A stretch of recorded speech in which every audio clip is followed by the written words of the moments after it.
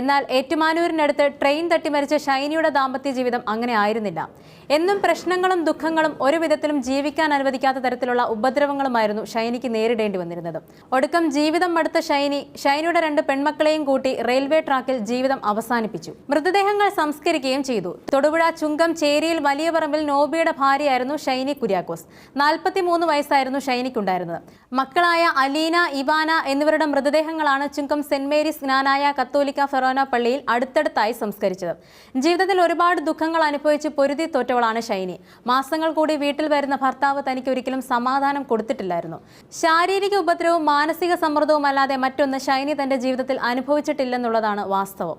ഭർത്താവിന്റെ വീട്ടിലെ കൊടും ക്രൂരതകൾ സഹിക്കവയ്യാതെ ഒടുക്കം തന്റെ 2 പെൺകുട്ടികളുമായി സ്വന്തം വീട്ടിലേക്ക് വരികയായിരുന്നു. എന്നാൽ അവിടെയും വേണ്ടത്ര പരിഗണന ലഭിച്ചിട്ടില്ല എന്നതാണ് പുറത്തുവരുന്ന വിവരങ്ങൾ.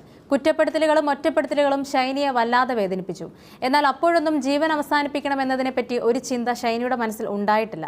അവിടെയും ഷൈനി പരിശ്രമിച്ചത് എങ്ങനെയെങ്കിലും മുന്നോട്ട് ജീവിക്കണം എന്നുള്ള രീതിക്കായിരുന്നു. അതിനുവേണ്ടി മുട്ടാവുന്ന വാതിലുകളെല്ലാം ഷൈനി മുട്ടി.